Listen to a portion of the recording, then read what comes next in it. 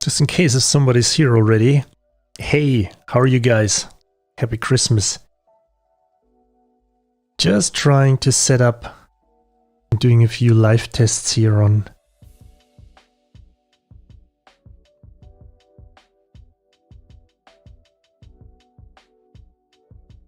Okay, that works.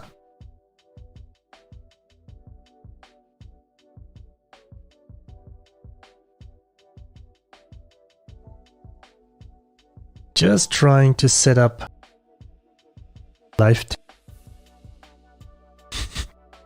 Okay, that works too. Hey Ben, how are you? Happy Christmas.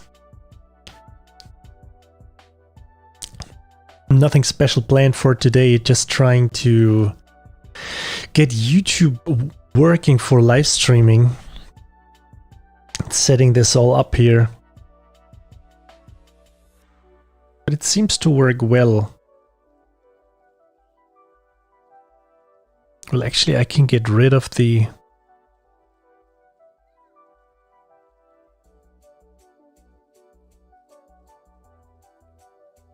of my logo.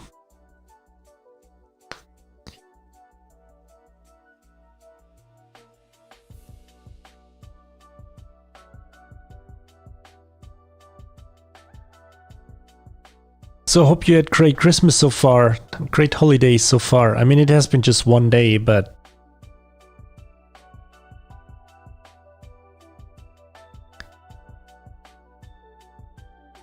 so what are all these settings here? Just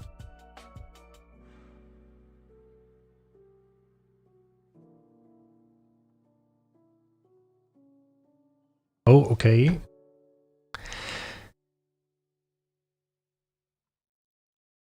All these buttons. Just trying to figure it out. Hey Davey, how are you? Make Music Master. Still a long way to go.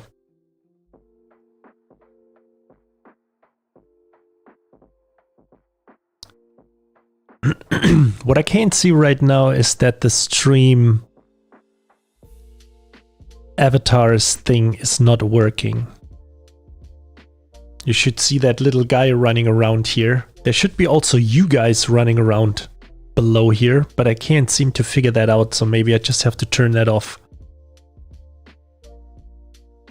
Hey Dionysus, how are you? Merry Christmas.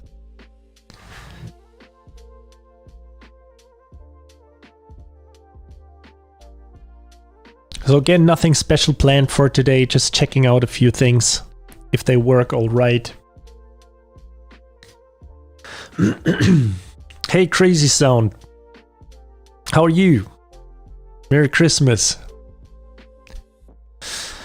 Yeah, just wanted to prepare for those of you who don't know. Sorry, it's always something that I'm struggling with, you know, when it comes to Twitch right now and YouTube. And I think like YouTube got all in their DMCA sorted out, but still a little bit of a problem with Twitch.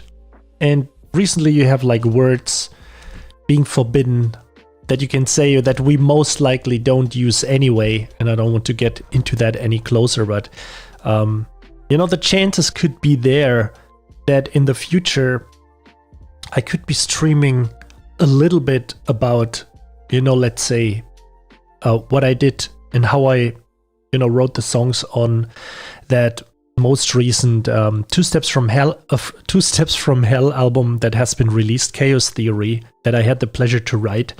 So I am not really sure if I would be allowed. I'm checking that currently. If I would be allowed to go through the sessions and through what I did, you know, what libraries I used, the plugins and everything. And this always seems to be, and I think it will take a long time until this will be solved on Twitch. So I just want to make sure whenever we are getting into, let's say, music from someone else, and technically it's the music of Extreme Music, which is the publisher of that Two Steps album. But it would be really awesome, you know, to just stream a little bit about this. And also if we do like live reviews of your guys' tracks, and eventually it may happen that You just submit a track and we talk about it, and then 3 or 5 days later it gets registered with a company. On Twitch, it would happen that my account gets, blocked or banned, or if I get like a 3 or 5 day ban. It could also be a perma ban, permanent ban. Oh, hey, to Kenya. That's quite of a distance to Hamburg. Let me just quickly close the door here.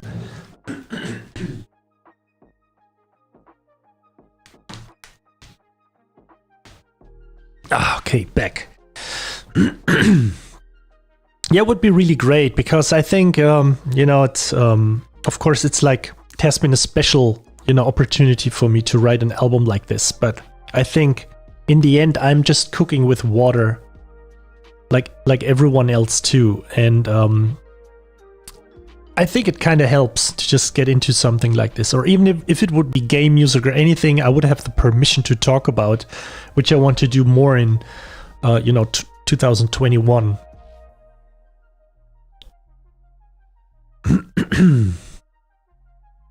Well, it seems like the stream avatar thing doesn't seem to work. It's kind of sad. The only guy you're seeing around, walking around, is me. So let me just quickly turn that off for a second here.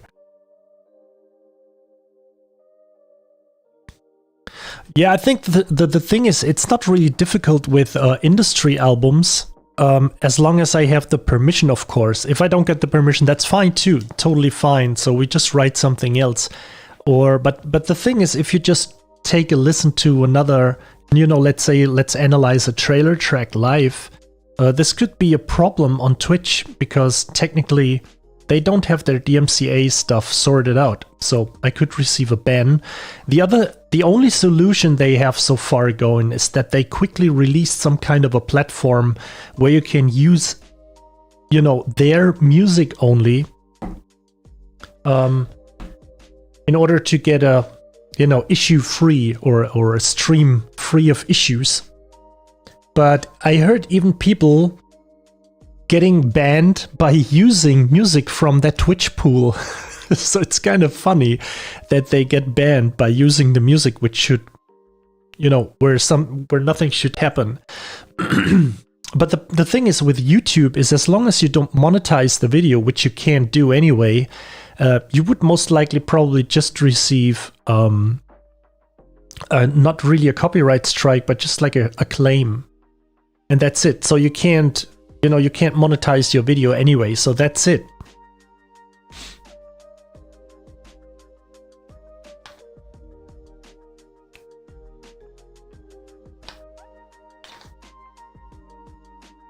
Yeah, of course. I mean, you could, of course, you could get a strike on YouTube, but with all the people, uploading, tracks from trailer companies, there is always some agreement. Most of the time, have their stuff sorted out, so they would receive the monetization of the shown video, and you wouldn't have a chance to make money out of this. But even if I receive a strike from YouTube, it would be that there is still 2 strikes left before my account gets banned permanently. And currently this is happening on Twitch right away. So you just say one wrong word, or you just play a snippet of a track that you don't have the copyrights or the rights from, and then you're off that platform. Yeah, Strike Force. That would be funny if you play a wrong track, where you don't really have the permission, and you just receive one free copy of Strike Force. I got something wrong. I thought I received Strike Force instead of a YouTube strike.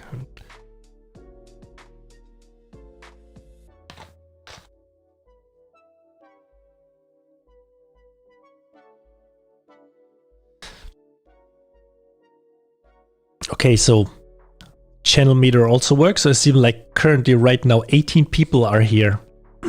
That's really cool. So to everyone new, happy Christmas.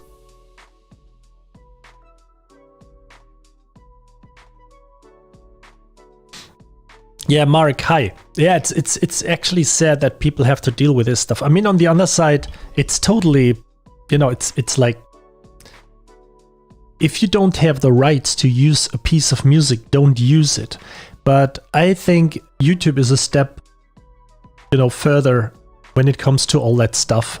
They would, in the worst case, give you a strike, and if you just receive 2 more strikes, then you're out. But at least they got it all sorted out. If somebody uploads a 2 Steps from Hell track, or Epic Score or whatever company, and then this company would receive the monetization they can't put on the channel. So most of the time everything is sorted out.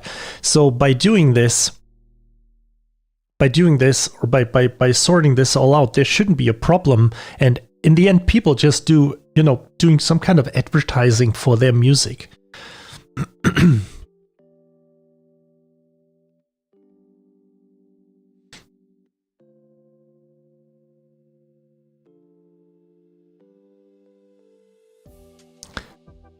Hey, Guestless Records, you're a bit behind here.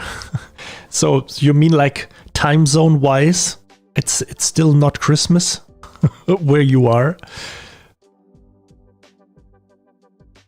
Yeah, to be honest, nothing really.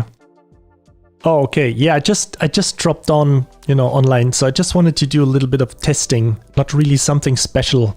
I'm not really sure if I do the next streams on Twitch or YouTube. I mean, in case you just, you will know on my, Twitter account or Facebook announcement or whatever. But I just wanted to see, how it feels like to stream on Twitch, which is totally cool, and which I will do in the future, of course. But I mean, in the end, I just have to say that my, let's say the entire audience since years is on YouTube. And I just wanted to do maybe like a month of testing, of just streaming to YouTube and see how that goes. And I actually don't want to, like streaming to both platforms, because it still feels like you can't really, I think you can't dedicate to several platforms at once.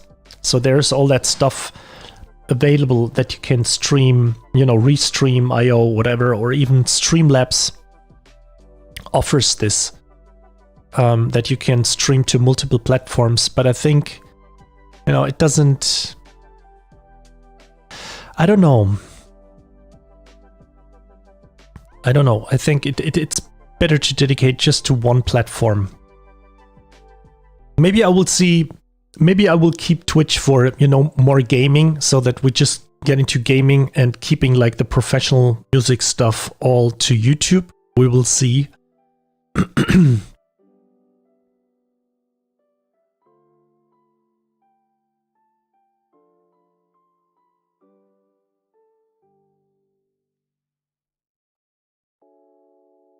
Yeah, hey Renee. Yeah, that's a great thing. And also Weaselface, of course, I have to agree that each YouTube strike comes with kind of like limitations, and there is also an algorithm involved. And when this kind of heals, it's a little bit like if you drive drunken, you just get some points.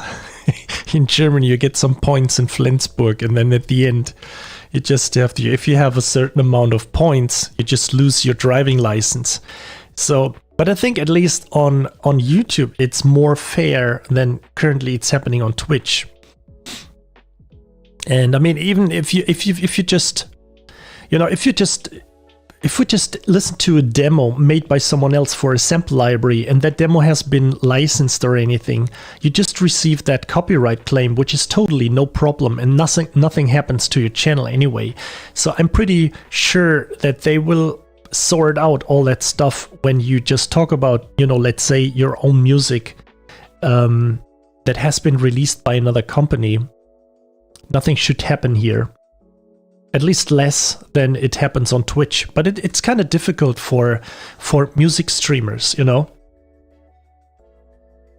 I mean, the worst case would be that you're just writing a piece of music on Twitch and suddenly your account gets blocked because it kind of sounds similar to something that already has been released, I mean, we just have 12 notes, so...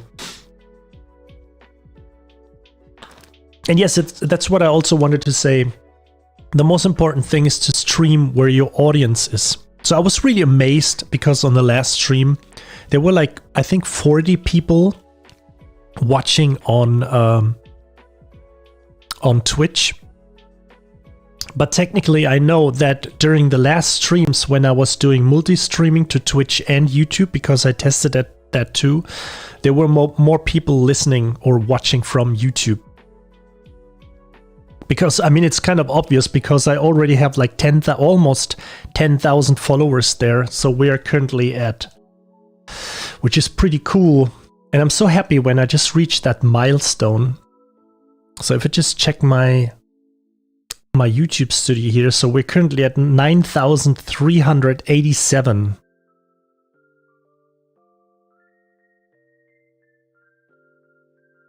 So what I'm currently doing is that I'm using Streamlabs OBS for YouTube. So it all looks a little bit different than my typical, my channel on Twitch. And I'm using OBS Live for Twitch. So therefore I don't need to switch between accounts. I know I could do something like, like profiles and everything, but I'm not really sure if I just want to make it too complicated. In the end, you just, confuse something. Hey, 7 Tears of Hope, Merry Christmas too.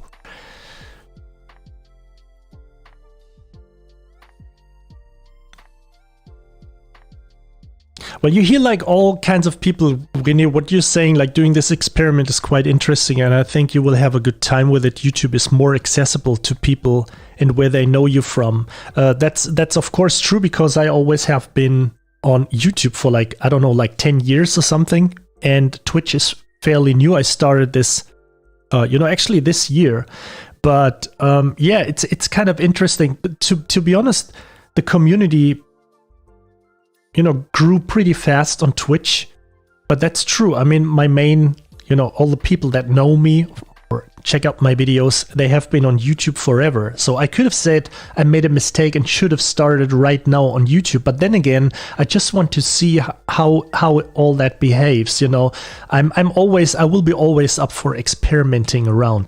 Hey Norman, how are you doing? So it's kind of cool that I am. I mean, it's kind of like, it could be damaging if you're just trying things out and, test around and then you just dump some service. For example, maybe if I'm saying like in 2 months, oh no, I don't want to continue streaming on Twitch. I'm moving fully to YouTube. But so I have to be careful about final decisions, but I will just see how it works, how it goes out. So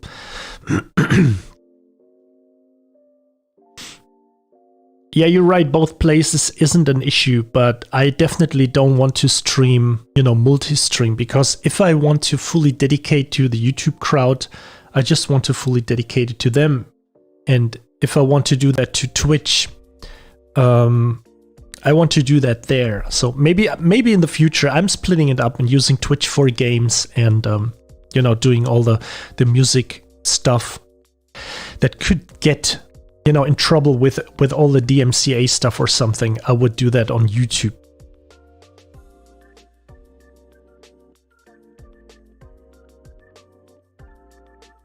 Yeah, no, you're not wrong. This is actually true. This is also very important to realize, just in case if you are really a fan of Twitch. I mean, I'm really a fan of Twitch, but there are so many things that currently go wrong. Everything they do is working, not really. They are not sorting out the problems that are existent on the platform. They just working against it, kind of. They banning words. They are, they don't make the platform accessible. We all know if, back then, like 10 years, if you go to YouTube, you just see the videos with a high views. So you always needed a lot of views to get to the top of YouTube, and this is not true anymore. On YouTube, you can be on the landing page with just 50 views and 300 subscribers. But if YouTube thinks that your content is interesting and you took care of all the SEO and everything, so you have like all these chances that could be, that you could do on YouTube to make your channel visible, but you can't do the same on Twitch. on Twitch you would have to, do something, not really something stupid, but do something in, you know how I want to say that, but do something stupid like picking a game that not a lot of people playing, so then you appear more on the top when people watching for a specific game. But then again, this would be just people not for your music channel, but for that game. If you just do a live stream in the category of music, and there is somebody on there, assuming there would be Alex Mukala on there and Daniel James, who both got way more followers and subscribers and everything. And I would appear somewhere at the very back, because currently maybe there would be like 5, 10 or 15 people watching me. So the discoverability on Twitch is not really very good. And currently YouTube is it's going into the right direction. You got like these little stories going on. You got like short movies. I think there are some features that will be accessible once you reach like 10,000 subscribers, by offering, just like little stuff like merch or something, or merch, or how is it called?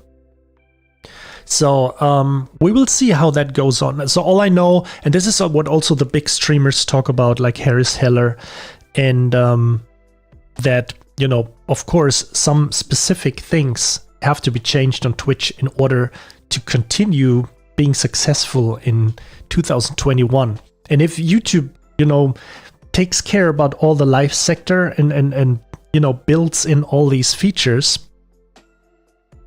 that live streamers need, then of course YouTube could surpass Twitch in 2021 easily.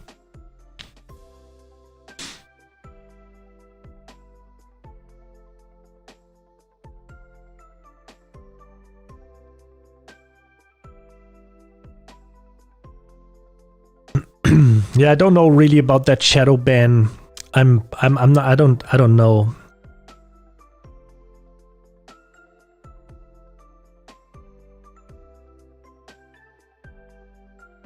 But yes, of course, I mean, you just have to take care what you, I mean, if we just, in the area, in the category of music and the stuff we are going around, I think we couldn't get, kind of like shadow banning or something. This would happen when you just insult other streamers in the comment section or something, or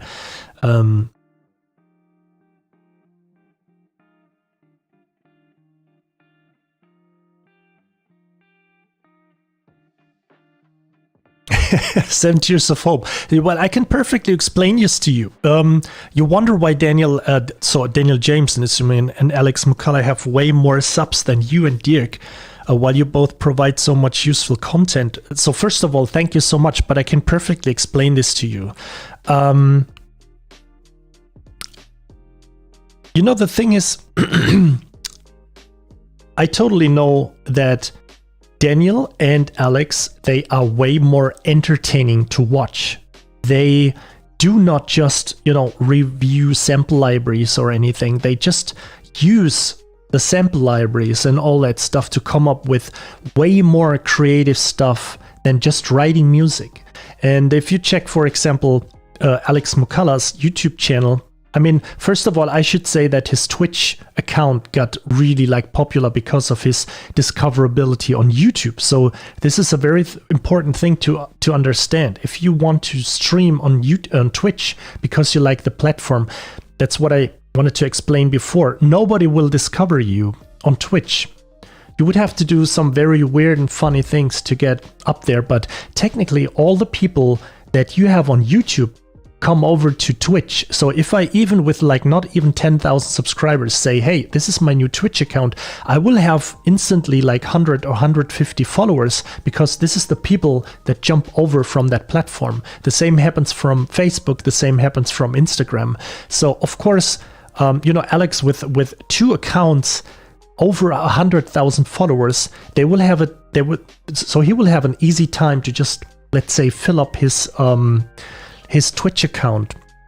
But the great thing what Alex is doing, he's not just doing tutorials or anything. He just ties it all up with something brilliant by, converting a score into something else.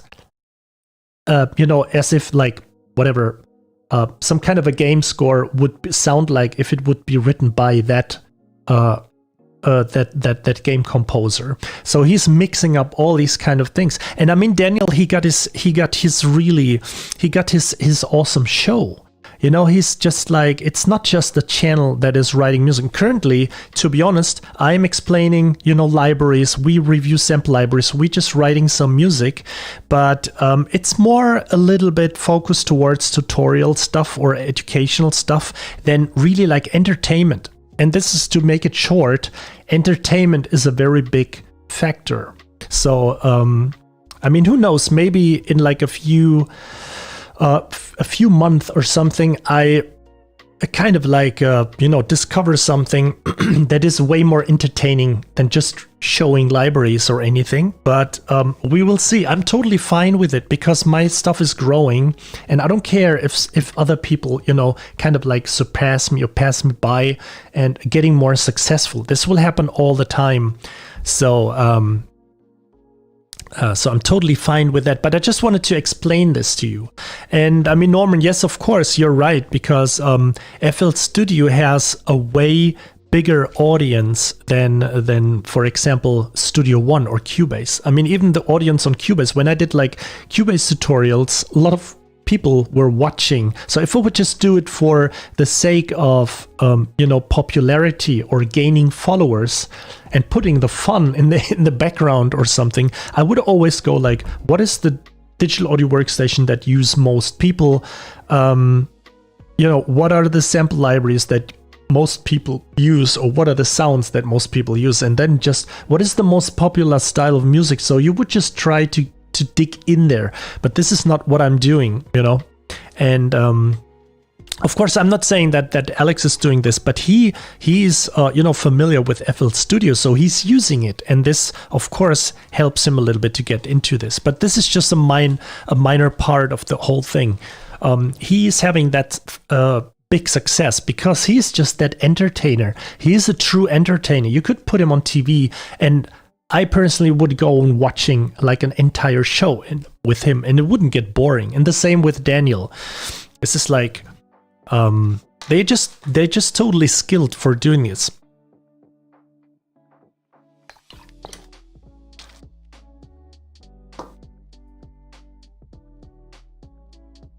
Yeah, of course. I think I totally, yeah, as you say, Sam, Tears of Hope. It's also the big titles like Final Fantasy, writing like Hans Zimmer and all that stuff, and of course that kind of attracts people too.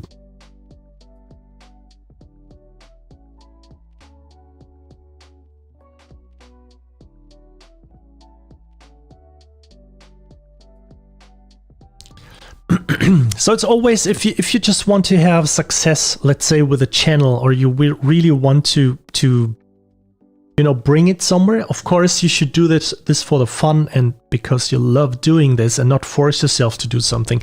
But the best thing is, what you could do is like, you know, infotaining, which is like a mixture of, you know, being informative and also entertaining.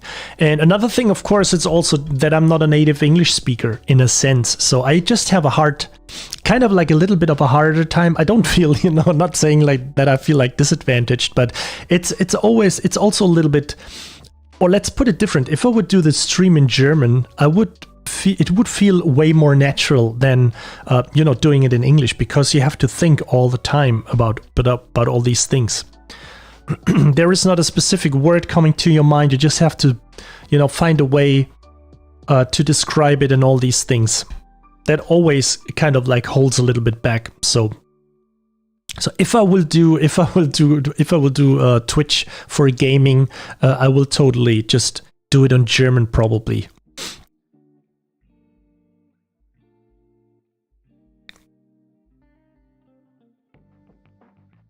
Yeah, definitely. Guy is a really great guy too. Yeah. So that just goes for the funny stuff. Just got all these sound effects here, so it's pretty cool to do. Well, yeah. Anyway, he's a great guy too, and he's just putting it into that also into that entertaining factor too. And of course, another reason, to be honest, I it's for me too, that I just kind of like stopped like 3 or 4 years being active on YouTube in that phase where a lot of followers came to my channel. I would probably say that when I started to get really active like 2 or 3 years ago, there were like, I don't know, like 3,000 or 4,000 followers already on my channel. And this number grew during a time where I didn't do anything with the channel. So if I would have been active there, I could have easily passed like, I don't know, like 15 or 20,000. But, I had that time just saying, yeah, why should I do this? Why should I care about all these videos? And, so I did like probably like one video every 6 or 3 months. And, and right now it's, I'm doing that for like 2 or 3 years, like regularly. And then you can see really like those 5,000, additional subscribers coming in.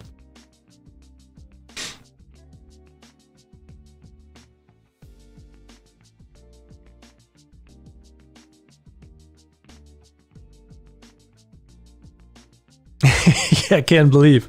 Yeah, for the Germans, it's easier to understand that mix of Denglish, where you just put in some German words that you can't, that you have problems pronouncing, or you don't know the English word, and then you just shout it out in German. Everybody knows what you're trying to say, so.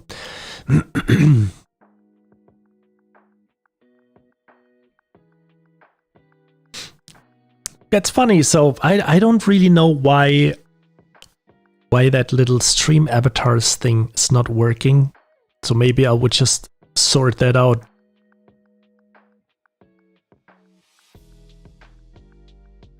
Okay, Sarp Music. Hey, so let me just answer your question. What is best for me to upgrade my YouTube channel?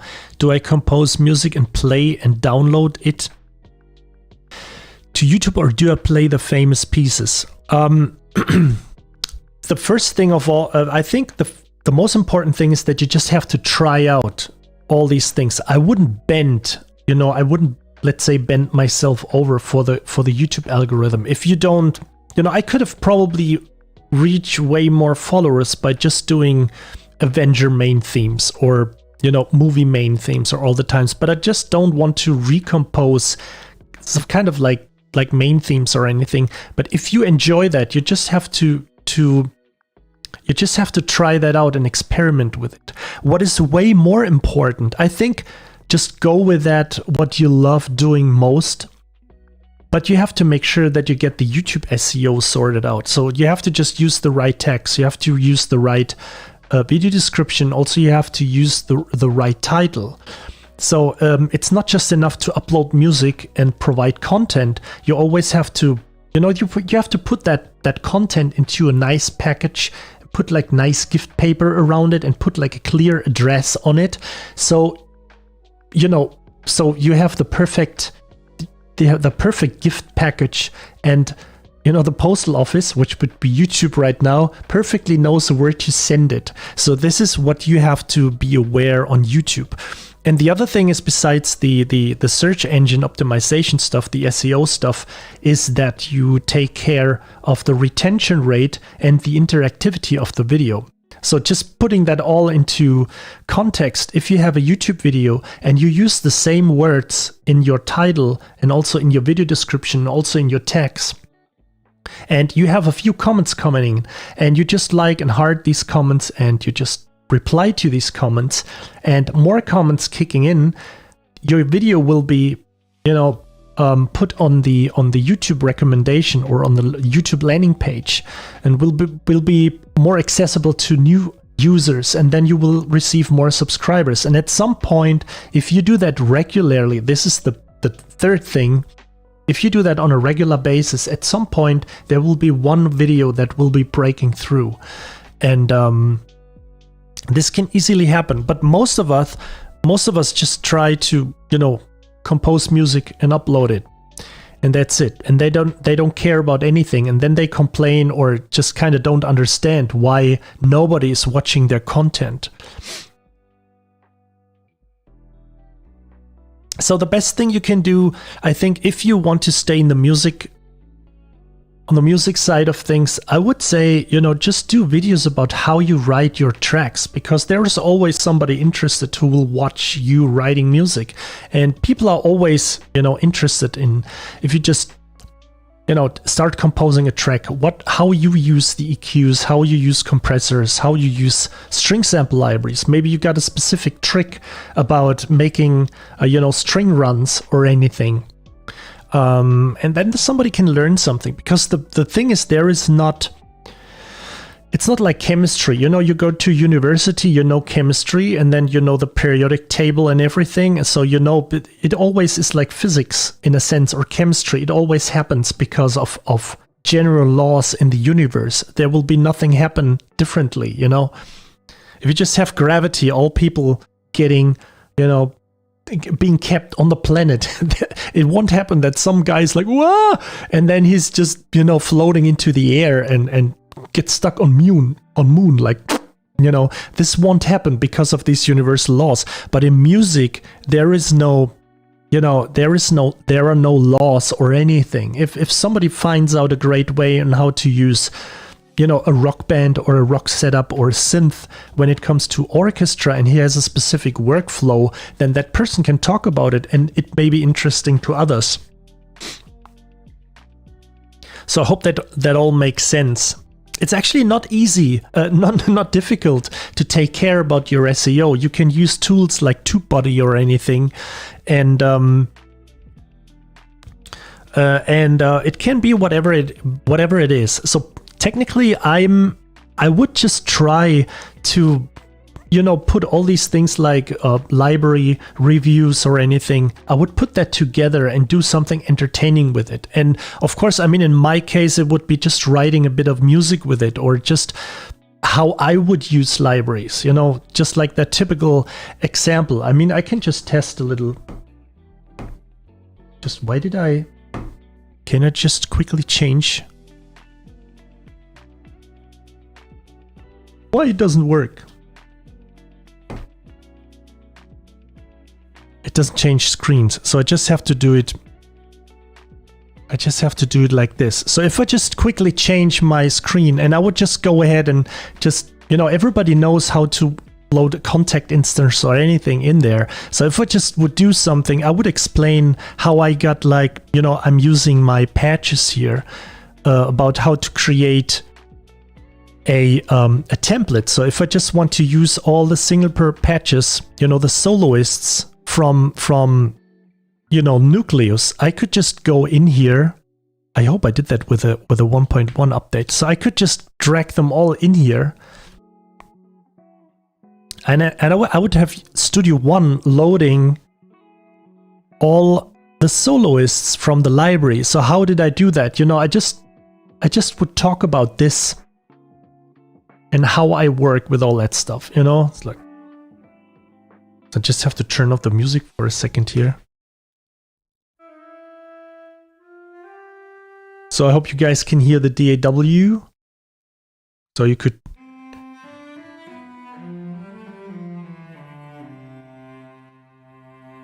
So just as a quick example, and then you just go on and say, okay, let's just load. I did combo patches for... Did I do them already? Yeah, I did combo patches for, the trombones of Junkie XL Brass. So what am I doing here? I'm just loading an empty container in here, and I quickly got all my Junkie XL Brass set up, and I just...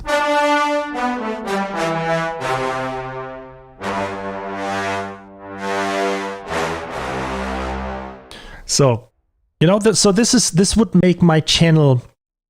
Let's say, why I can't... Oh, now it should work. Oh, see, now it's working. So does it work when I move back? No. Why? Just have to figure that out. Oh, it's the same. Oh, okay. I just have to put it to desktop. Ah, that's why. Okay. So now... Ah, that works better. Okay, now I got it. Hey, Ambient Dave, happy holidays. So let me just read through the chat a little bit. Dionysus, do you think it's still worth releasing instrumental albums, or it's better to just release single tracks one after the other. It's totally up to you. You know, I think the main thing that people have to understand, that everything can work. Absolutely everything can work. You just have to do it on a regular basis. You know, you just has to, or I mean, that doesn't mean that you just have to release, you know, like an EP, 5 tracks, or an entire album, you know, every week or every month. It means that you have to be visible somewhere. You know, I'm kind of like visible on YouTube right now. Next week, maybe, or after the holidays, there will be new YouTube videos. Then in between, I will do a live stream. So I will be constantly visiting. Then I have, like, you know, Streamlabs announcing my stream on Twitter. So I will be visible on Twitter. Then I'm talking about this on YouTube, on Facebook, sorry. So maybe I just do a little recap of one of my streams where I hopefully said something important that will matter, or that maybe, you know, that may be helpful to other people. So I'm putting that snippet, maybe like 40 or 45 seconds, and I can put that on Instagram. So I'm always visible. I'm always, like, you know, it's like you go through a city and you just see like a little window and there's me, like, you know, somewhere, or you just see like a big screen somewhere and I'm just explaining something. And all these things will help you, whatever you do, no matter if it's like releasing an album, releasing little sample libraries, or music loop packs, or you know, like these power patches or something. If you have a little store, if you just, you know, compose free music for other streamers. Speaking of music, let me just turn on the music again. So, you know, this is not really like, you know, what strategy, whatever you want to do, you just have to try that. You just have to give it a go, but you just have to do it. You just have to do something regular. There is a guy who wrote like a killer album and just releases it, but he just pops up on, you know, YouTube or Facebook or whatever every 3 months. So nobody ever heard something about that guy if he wouldn't be, and it would be completely something different if that person would be around all the time. So this is we have, like, for example, on YouTube, you can check that guy Harris Heller, and he released, actually the music is playing right now from him, because he delivers like chill music that you can play in the background of your stream without getting copyright claims. And currently on Twitch, as I said before, it's very important that that there should be some kind of, you know, you can't go to Two Steps from Hell or any other immediate music company and say, hey, I would like to have your music as background music for my stream. Okay, just license your music for, you know, whatever, $500 or $1,000 or $1,500. This is out of range, but it wouldn't even serve the purpose, because that music would totally distract from the channel. Whereas this music is just like, it's just there, it's just accompanying the person that is you know, talking during the video. So you could also do that, and he got famous with it. He's just releasing his upteenth album, whatever, and it's just free music that you can play on Spotify. But because so many people use his music probably on Spotify or via Spotify, then he will make quite some money from that, you know.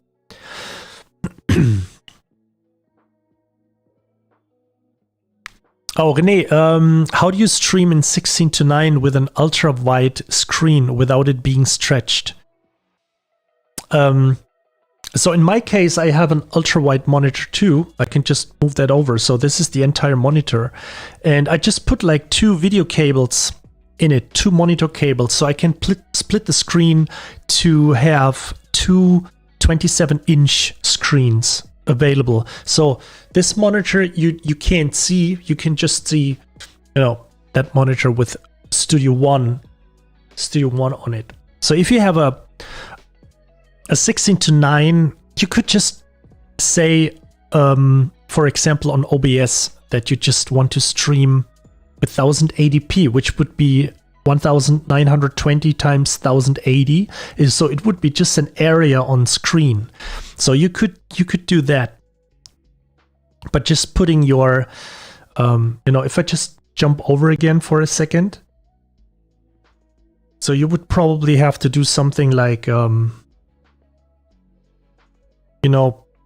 think Streamlabs or something shows you how big that window should be. So you would have something like this, and this would actually be what you can see on your monitor. So you have to use your picture, what I'm having here right now. You should probably move that in a little bit to that area, and then you can test that on stream. So I hope that explains it a little bit.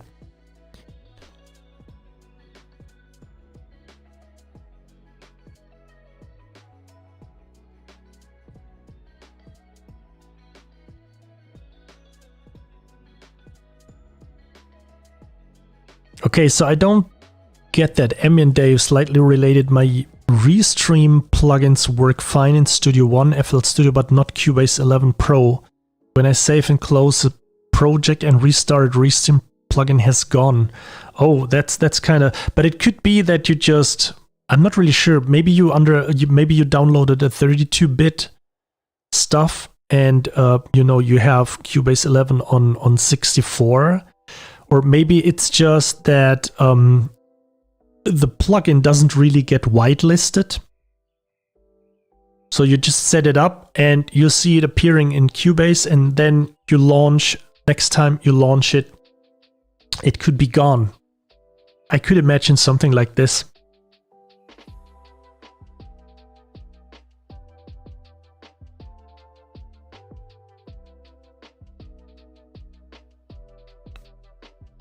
Yeah, and hello from Lockdown Hamburg here.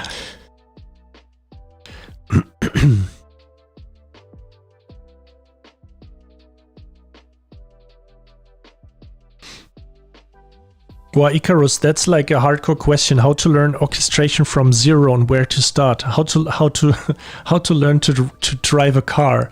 It's pretty complex, actually. I would just I would just.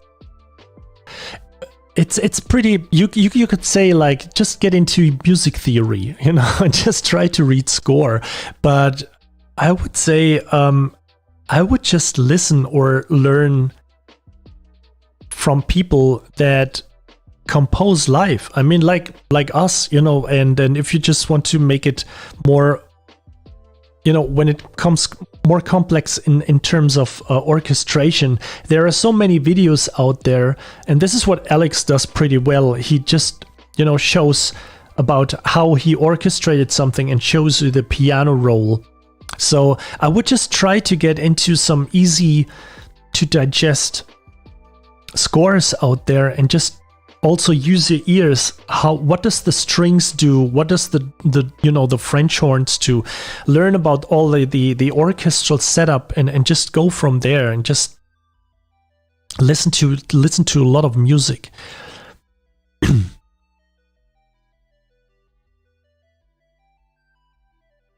Okay, when Cubase, Ambient Dave, when Cubase starts in save mode, then it's kind of obvious that it just, that it doesn't load the plugins available. I think if you boot Cubase in save mode, you have all plugins and everything disabled, all third-party plugins at least.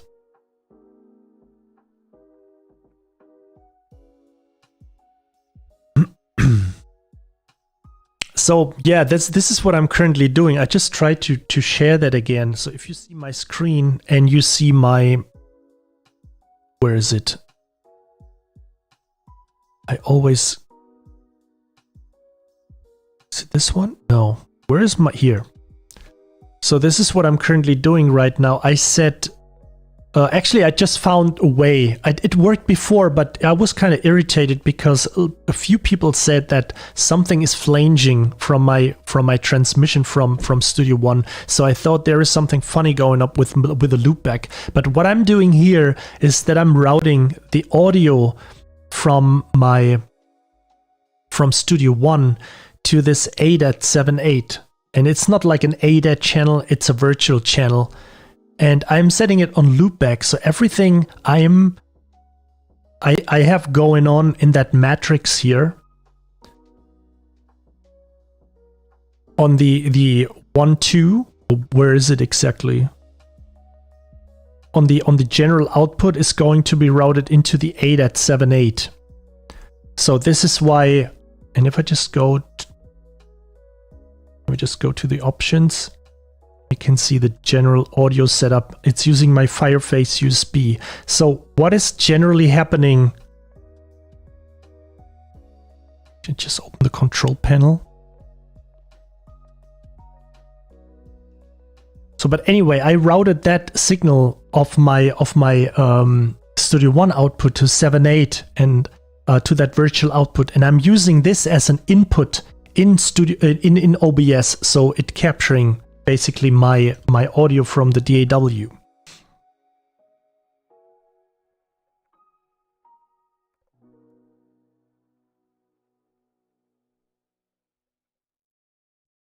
Yeah, so you should probably, just check Focusrite Scarlett 4i4, the interface, and check the loopback feature. So you should be easily able to do something. Hey Torsten, Merry Christmas to you.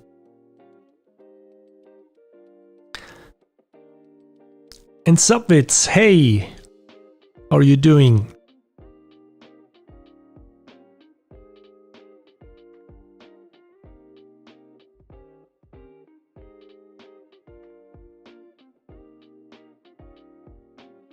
That's also a tricky question. Yiv 2. What headphones would you recommend? This is always, I'm not really selective. I'm not really picky when it comes to this. I went to the music store. So currently I'm using the HTA is it M50 or something? HTA M50 by Audio-Technica. And I just got these because I just compared it to like five headphones. They were just hanging in the row there. And I just picked them and I just listened to them, and then I thought, okay, these sound best, so I picked these.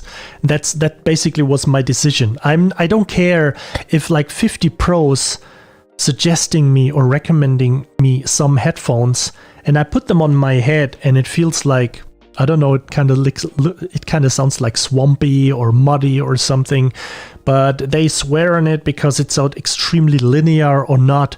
And to be honest, I don't care about all this because I just want to have a great sound in my ear. And if I'm listening to reference music, let's say to temp track, to reference music, and it sounds great, and I get used to that sound, this is the sound that I have to use with my headphones. And it's completely, yeah, I mean, definitely I would just, go to a store and just listen to 5 of them and just compare them and just say, yeah, this sounds best. I totally don't care if like 10 people from that store going in there and just trying, I'm using this for 20 years. Yeah, I don't care what you use for 20 years, but this doesn't sound great to me. And if you just get to that, I mean, of course, if you have like professional monitors and professional headphones for like 500 or $1,000, you get like a much more detailed picture of the entire audio spectrum. But that doesn't mean that you compose or that you mix better music. It just helps you to be aware of a few more things. But technically, I honestly have to say, at least that's what I think. But if I go to the Extreme Music website and I listen to my Two Steps from Hell album, Chaos Theory, just in case somebody doesn't know, just a slight little bit of advertising. But you just go to the Extreme Music website and I just listen to the final mixes. It is still my mastering. So, and I mix that I mix the full album entirely on headphones. And of course there would be like, if you like 10 professional audio mixers would go on there and saying, yeah, but you could have done this, and somebody else says you could have done this, and maybe somebody's in there saying, yeah, it sounds fine, I don't agree with person A but with B, and then there would be the fourth one saying it totally sucks, which I don't care too, because I think it will be used anyway, but there would be like, you know, all kinds of matter of taste coming together. And I think, you know, Extreme Music and Two Steps from Hell are professionals. So if there would have been something wrong with my mix, they most likely wouldn't have put it on as final tracks on the page. So if somebody asked me, you know, how did you mix your music? How did you master your music? It's just like, it was headphones. I think I didn't listen to one of these tracks at all on speakers.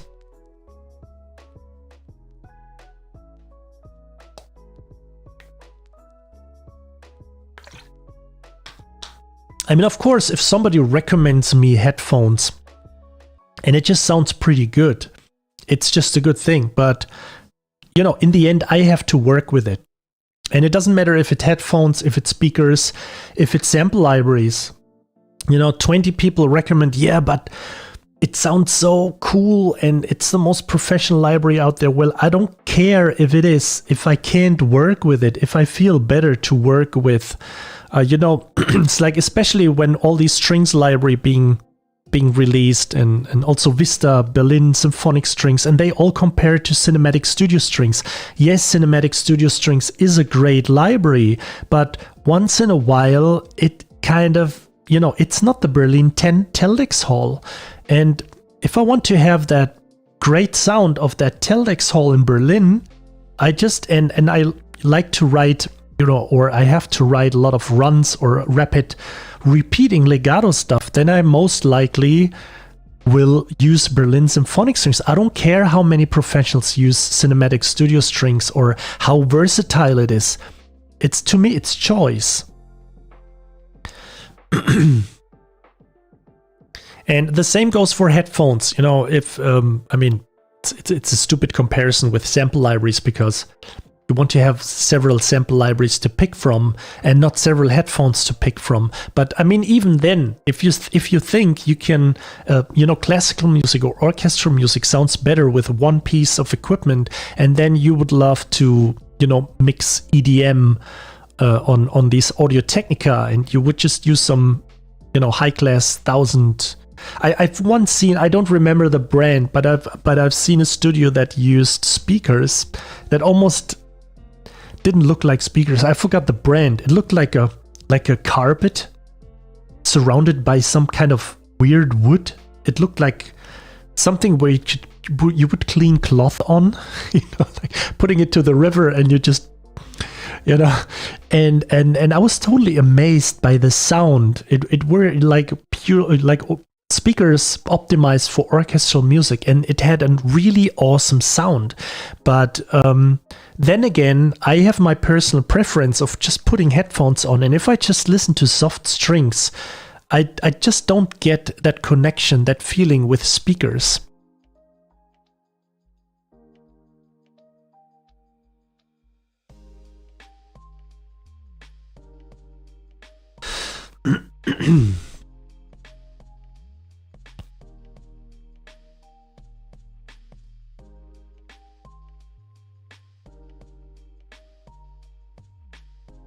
Fressstarre. I'm just reading that, yeah. We're eating so much on Christmas.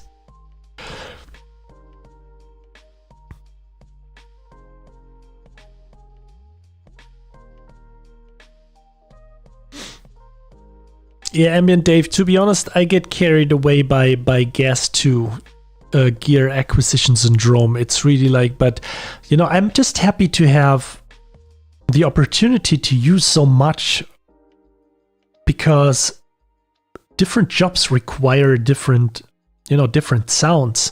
And I think I'm pretty happy that I can, you know, pick a distinct sound for a project. So I had like a specific setup that I've used, or specific instruments that I've used for the Two Steps from Hell album, but I also had a specific setup and a specific preference of instruments and sounds that I've, for example, used on the Epic Score like the underscore albums that I've used, specific guitar sound and everything. So I just like to be versatile and not having my Two Steps from Hell album sounding like an Epic Score album, or like a game trailer that I had the pleasure to do, or a video game soundtrack. I just want to sound it that it just kind of represents the style I'm doing, but I just want to have a variety and a choice going on.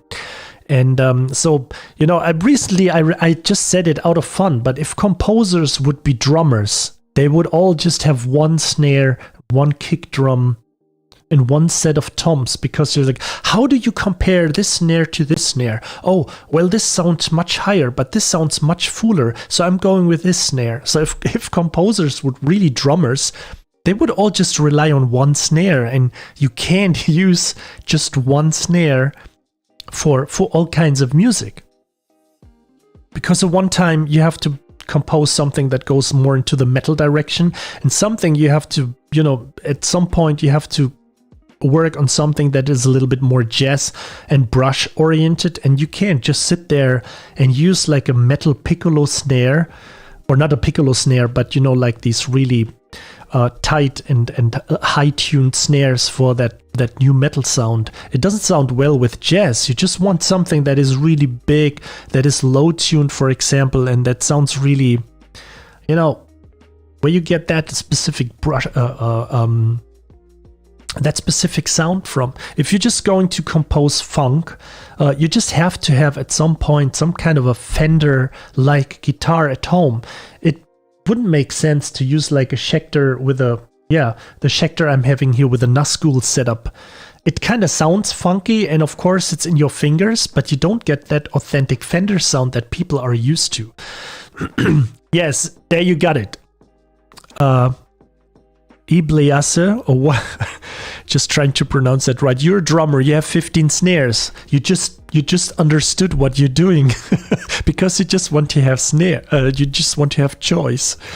You would just want to have variety, This is what it's totally about. I totally understand it when it's a budget question. That I should set that clear. If somebody just has like $200 to spend, or 300 per, for example, an entire year, the people want to, clearly sort out all the opinions from people, but then in the end, you still have to buy, you still have to work with it.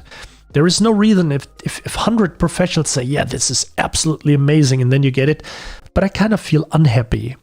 I like that sound, that from that other library, so why didn't I get this? And no matter how you decide on things and focus on sounds and sample libraries, in the end it will always come back to that.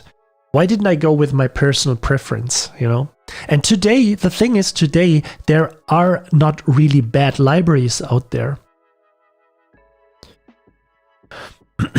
It's funny because recently on a specific forum, I can say on VI Control, they had like people saying like, yeah, Vista sounds really awesome, but there are so many artifacts in there. And I think, yeah, but did you ever listen to like a real orchestra being recorded? No offense to all the professionals there, but sometimes it just feels like they never participated a real orchestra session, when you hear like people coughing and turning pages, and sticks just go on the chair, and hitting like the violin or some cello or the floor, or there is like some drop happening of or kind of like a foot moving or anything, or just like a chair like doing something like this. This happens all the time.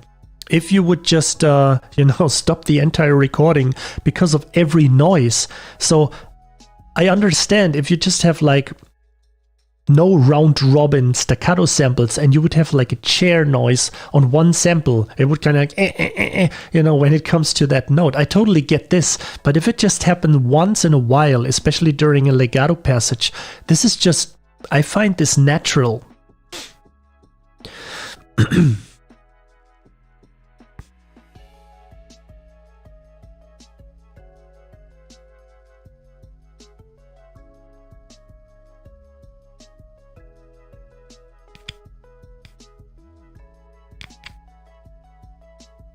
Mark, yeah, did Two Steps from Hell approach you and specifically ask you to compose Chaos Theory, or did you just start off and pitched it?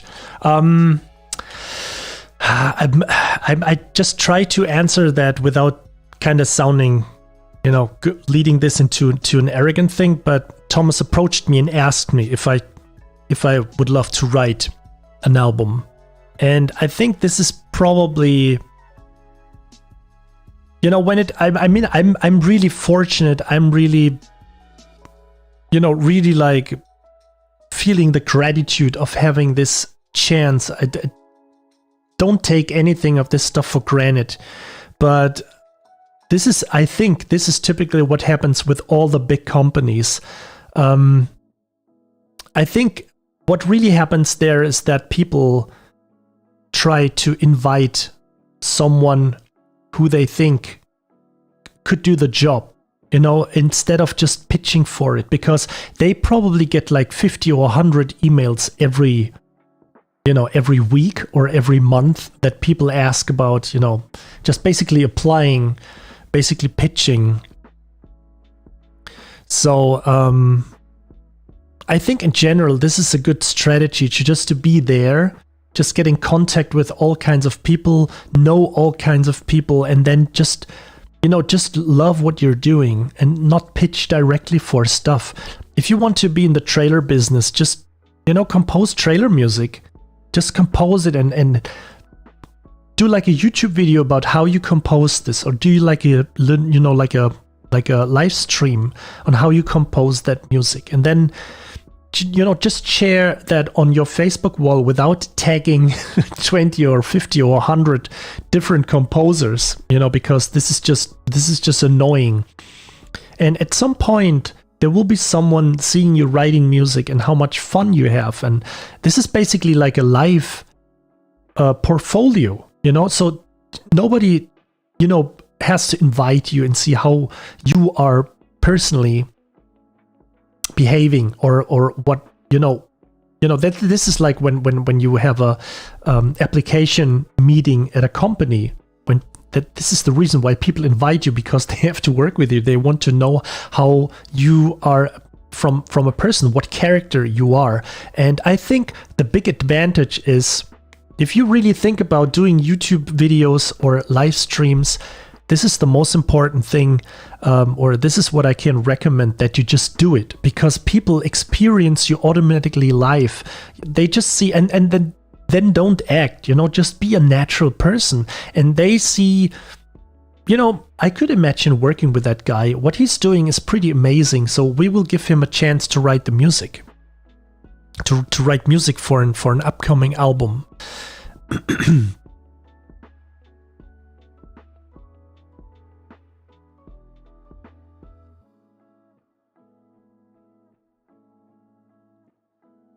Oh man, time flies. So I just have to get used to all these categories here. So just see, I had no dropped frames, so that's pretty cool. I hope the quality is pretty cool. Another cool comparison I'm seeing right now is that OBS Live is definitely way more light on your CPU. So it usually takes like 0.5, 0.7% of my CPU, whereas Streamlabs uses 1.6% right now, which is still, at 60 frames and 0 dropped frames. So this is pretty cool. But I don't see the time. We are live right now. Oh, it should be here. Always an hour, almost an hour. No, already past an hour. This is what I wanted to say. Yeah, so I think I will do that and see how this works out, on YouTube, just doing this for like a month or two. And again, if you're thinking of doing like live streaming, just always start where your main, where your people are, where the main followers are. So just in case, of course, if I would have started streaming on YouTube, there would be a way higher participation right now, because this is the service I'm always using. Yeah, but we will see. And also, if you're thinking about getting the monetization going on YouTube, this what also helps your retention rate, because on a live stream, people stick with a live stream if you make it interesting. You know, it's like putting little gimmicks into this. Stuff like this. So I'm just kidding. But you know, if the stream is not too boring, then people will most likely stick with a live stream. So somebody will just watch you for half an hour. Whereas if you just upload a video of 5 minutes, the participation on that video could be way lower. So if you want to build those, if you want to get your videos being monetized, you need those 4,000 watch hours. So you can quickly build this by doing live streams. Yes, Upwits, we will talk about, you know, templates in you know, setting up templates in Studio One. I will also do like a video on this, doing a variety of approaches on how to do this. And the great thing on YouTube is also that I don't need to upload the Twitch live stream to YouTube. It is being recorded like right here, and it will be available forever. You know, it won't leave the platform, and like it won't get deleted within like 1 or 2 months. So we will talk about that specifically. So today I just wanted to, you know, do a little bit of a test here. Hey, Mr. Mars, Merry Christmas. You're just chilling on the couch. That's the best thing you should do. I'm also sitting on my, you know, training my Petsy ball. So it's kind of like not really the couch, but kind of like cozy too.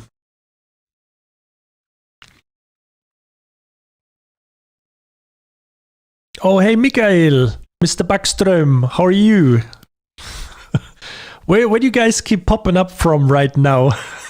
You're just probably dropping, you know, just had all dinner right now, and you're just rolling in front of or like Michael, Michael, you just dropped on the couch, and you're sitting there and just, you know, firing up your laptops or your phones.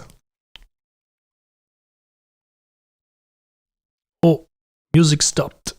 Why did the music stop? Just let's listen to that Christmas album. Oh man, that's really so great. So I'm afraid I just have to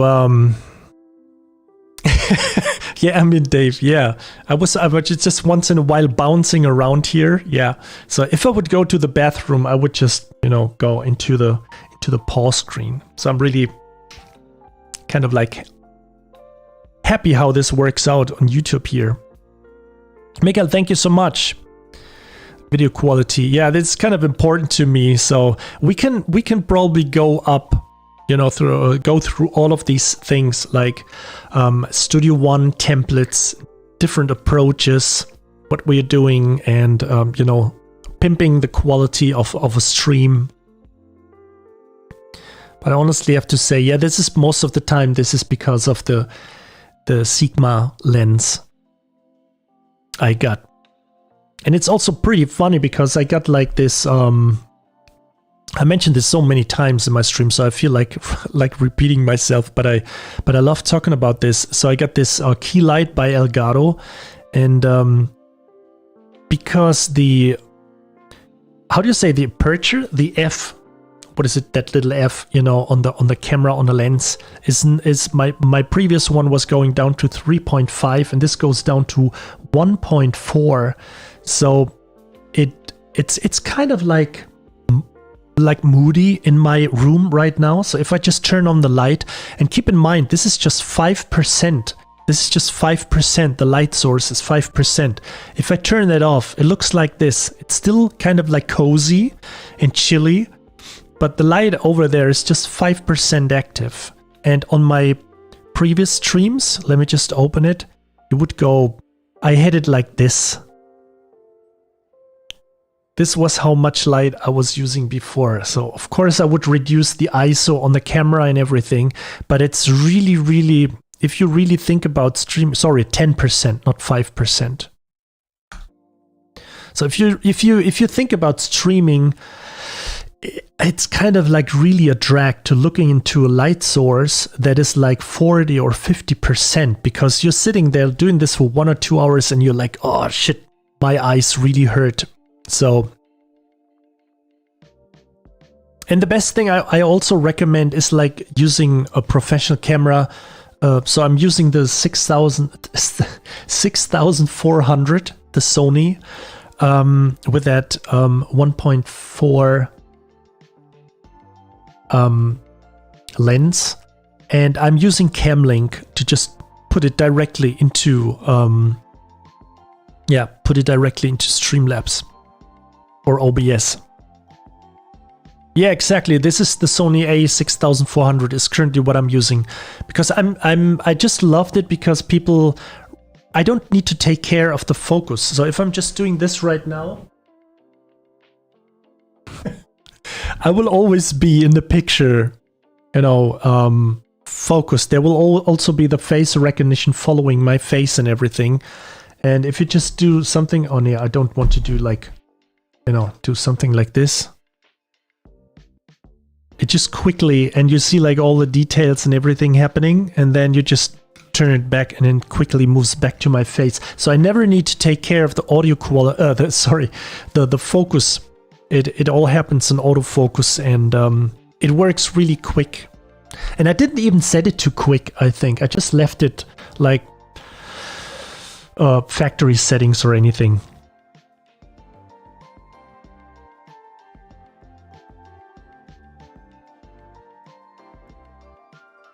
Yeah, thanks so much, Dave, that you learned that my videos were useful. There will be a lot more to come, and to be honest, I have to say I will stick with Studio One, except for video. I will still use Cubase, but I hope, or I think it's just a matter of time until the PreSonus guy, the Studio One guys, fixed, kind of like that, these video issues.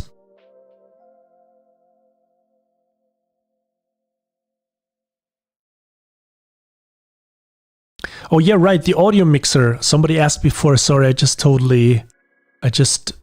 missed that question. This is the Rode, or the Rodecaster. So I was kind of like sick of doing my microphone, the integration, let's say, of the microphone I'm using here, doing this inside Studio One. Because if it crashes, or if you're just rendering something, or you take off the mastering effects or anything, you will always have to find a solution that you just put all your mastering effects on a specific bus, and then use the general output bus where you just have a single limiter on there, and then you just route your audio in there. But if you want to switch to Cubase, for example, or whatever other software, or you even want to play a game, you just have to leave the digital audio workstation open all the time. So I just wanted to do something. I wanted to have something where you can host your vocals or your voice outside of the digital audio workstation. And then I try to put all these plugins, because you can use plugins inside OBS. If you just load the filter section, if you just hit right click on OBS on any source, you can have filters on there. So you can also put VST plugins in there. But then again, if I'm doing like a session with someone on Discord or Skype, I also wanted to have the same audio quality. So I finally decided to get like the Rodecaster, and it got like built-in gate stuff and compressor and limiter and I could just do this. If I would just deactivate all the audio processing, it would sound like this. So I would still have my cloud lifter that boosts a little bit, like 25 decibel, but it set the processing on again, and there you have like that more or less professional broadcasting sound that delivers you the high quality, blah, blah, blah. What do you mean with multicast? No, sorry, no, it's just YouTube. It's a fully dedicated YouTube live stream. So I just wanted to, set this up and just talk about or just doing like a fully dedicated YouTube live stream for maybe a few weeks or something, and once in a while doing some on Twitch, because to be honest, my main audience is on YouTube. So I'm close to like 10,000 subscribers, so I think I should do a little bit more justice towards my YouTube people. And of course, Twitch is cool. I love Twitch, but as I said before, there are so many DMCA issues going on. Right now, they start like banning words. We probably never use these words, that you can easily just dig up those words which have been forbidden on Twitch. But they are not working on the issues itself, that currently going on. They're just working around it. They're working against it, and this is like, I don't know. And yes, also I run the digital audio workstation audio directly to OBS. No, it doesn't go to the Rodecaster. Rodecaster. I still have the Fireface, you see, and you have like a virtual ADAT section where you can route all your outputs to a virtual channel. So I have basically the desktop audio you listen to right now, which would be another YouTube video or Spotify. I have desktop, so I can easily mute that here. So I still hear it, but you don't. And I got my mic on a different level. Also, I got the alert box in here. So just in case somebody subscribed to my channel or is liking this video right now, there should be something happening. But so far I see nobody has subscribed to my channel, but there would be also happening some kind of an alert box right here. So just somebody feels like subscribing to my channel but didn't so far, just hit that little button. We can test this. And also I have, basically you can have, different channels for everything you have to do on an individual basis. You could even record with different audio channels. This is a pretty cool thing on OBS. What the cool thing about the Procaster is, the Rodecaster, even if somebody would call me on the phone right now and would have to have some kind of an interview with me, I could put them on here with a specific channel. Or if somebody would call on a tablet or something, I could route that via Bluetooth. I could just pop someone in right into the Procaster right now. This is pretty cool.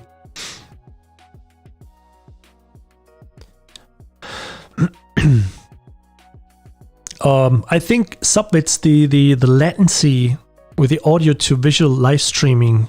I think I don't really currently see some kind of a delay. Do you have some delay when you listen to the audio and my mouth moving?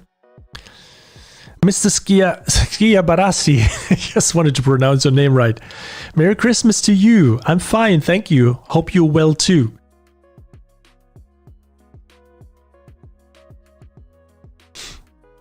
Yes, Em and Dave, I have to agree. I use iZotope Nectar. I did that before on my mic channel too. So I simply had Nectar on my microphone input here in OBS. But then again, if I just have, like I said before, a Skype session or a Discord session, I just want to have the same audio quality going on. So yeah, so basically for the latency, I didn't do anything right now because I think the video transmission is on par with the audio transmission. If I just, some kind of clapping or anything, there would be some slight delay. And actually I don't care about the latency on my sequencer on Studio One because you wouldn't,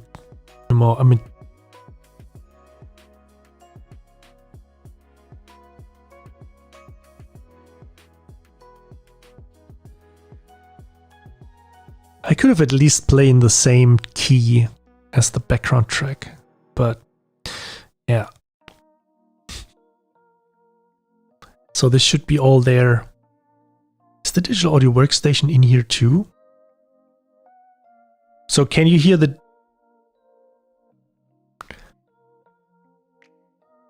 Oh, I think I didn't... You can't hear the digital audio workstation right now, huh? You can't hear the cello right now I'm playing here, right? So I just have to have... But if I just change this...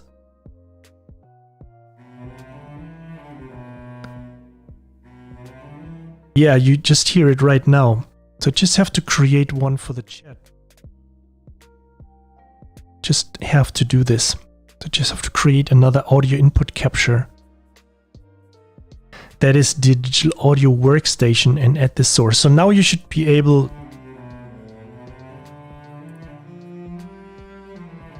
So now it works, yes. So thanks for beta testing. I like those little jingles on that. This is also great what the Rodecaster can do. You could just put like all these jingles in here and just have all kinds of sound effects going currently. I always have to dig up that thing because I always forget what they're doing. So you can also do something like this. You know. Or like, oh my god, the music stopped playing. So you can put basically on this whatever you want. It's pretty cool. It's just like a little, you know, I did, yeah, to be honest, I got this because of these jingles here, but no.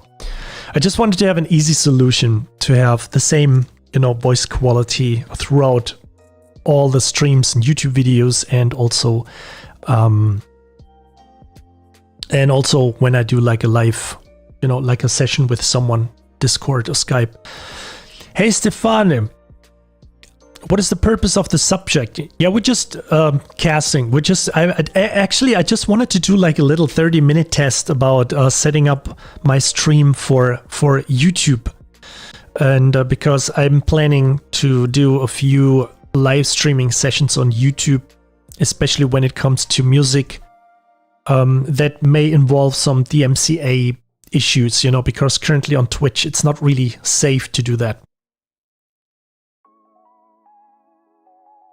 Yeah, Mikael, just go for the 6400. It's a really great camera, and also just try to get another lens. I think this is very important. I mean, just try to get one with a low, how do you say, like a low aperture with like 1.4 or 1.6, something in that area, because otherwise you have to make your room. I mean, if you have a more, you know, if you have a window and if you're streaming during the day, then it's completely cool.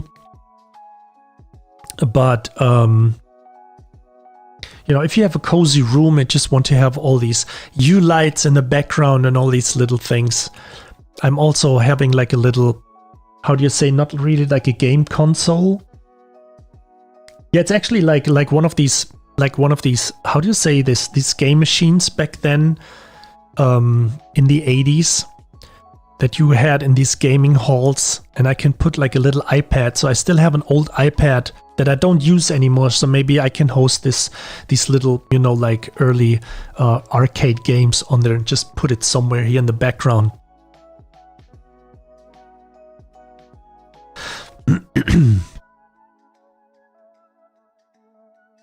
Mikael, yeah, it's Sigma. To be precise, I think it's the 16. Let me just quickly check. Yeah, it's the 1.4 16 millimeters, and you can't actually zoom with it. It doesn't do anything. It just delivers a you know, like a great quality. I actually loved it so much. I just got it for my other Sony 6400 that is in the back here, where I record the close-up, you know, videos for YouTube. So eventually it may happen that I'm not sitting during a live stream, not sitting in front of the screen, in front of my desk, but maybe in front of my other camera over here, or maybe both. I don't know.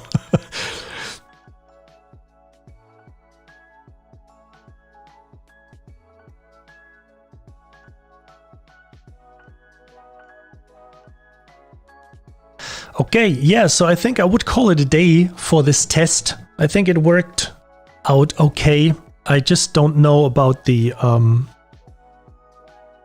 the alert box in case somebody, you know, is following, or, you know, but I will probably see that during the upcoming weeks.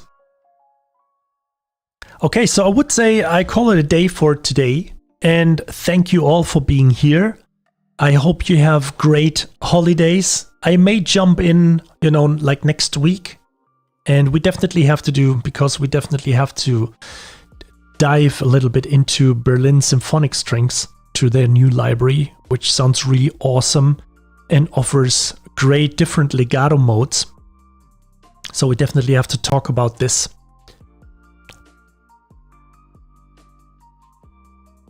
Okay, so as for today, I would say enjoy your holidays. Hope you have a great first, and also tomorrow a great, a holiday. And I would say just, I will let you guys know when I will be live during the next days, or if it will be on YouTube or Twitch. So we're all connected on Facebook, Twitter, and also I can do like a little, post on YouTube too. They offer now that you can have like little posts going on. So I will probably do that here. Okay. So thanks everyone for being here. And yes, enjoy your holidays and see you on the next stream. Bye everyone.